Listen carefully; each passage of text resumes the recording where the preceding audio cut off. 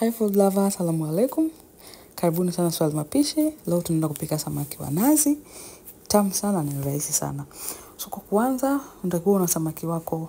Mimi nilipika samaki wawili tu. Baada ya hapo nikaweka viungo, nikaenda kuwakaanga. Baada ya kuwakaanga nikaweka pembeni kama unavyoona, nikaanza kukatakata viungo vyangu. So nilikuwa na kitunguu kimoja na hoho moja, lakini mimi nilipenda kuchanganya rangi. So nilipata green, red, orange and yellow. Unaweza kutumia hoho moja tu ikawa ya green ama nyekundu wherever. Baada ya kutengeneza tui lako la nazi unaweka kwenye moto. Make sure moto unakuwa mdogo, alafu mchanganyiko wote unaweka kwa pamoja. Ukifanya hivi, hii sauce inakuwa nzuri zaidi, alafu inasaidia kuwa na harufu kwa sababu hii viungo inaiva kidogo kidogo. Kwa hiyo inachanganyikana rangi na nazi.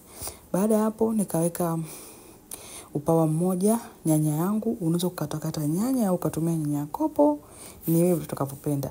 So inapaswa uvuruge, uchanganye bila kustop, kwa sababu ukistop tui lako litakatika. Nitakuwa uchanganya kidogo kidogo. Baada ya hapo unachukua samaki wako unaweka kwenye tui lako la nazi. Pia unatakiwa upunguze moto uwe mdogo sana.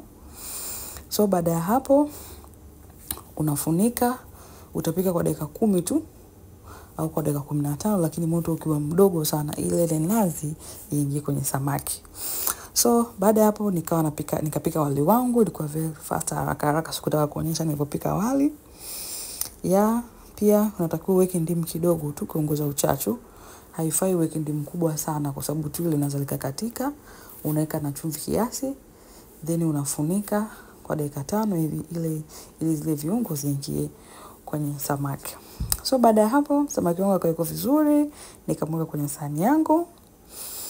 Then na wali wangu pia ulikuwa umeshaiva pia. Nikaweka na wali wangu pembeni. Yes. Hii recipe is very simple. Chakula kilikuwa kitamu sana. Ni rahisi. Samaki pia alikuwa mtamu pia. Lakini samaki huyu jina lake simjui. Lakini ni samaki mzuri sana. So guys, karibuni sana Swahili Mapishi. Msisahau kusubscribe kwenye channel yangu ya YouTube inaitwa Swahili Mapishi. Thank you.